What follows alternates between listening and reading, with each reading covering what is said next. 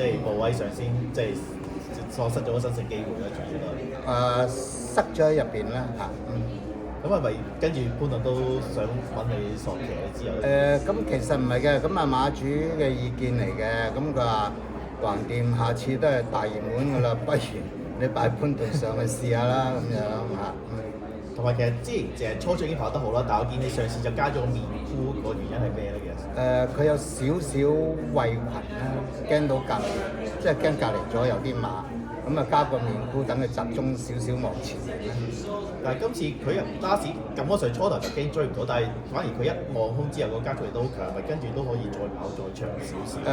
因為佢呢場佢七檔啦，咁亦都有好多有幾隻前面快放馬啦。咁啊，因為我哋隻馬本身個前速唔係話好快啊，所以騎師都認定佢係有少少不利嘅咁樣。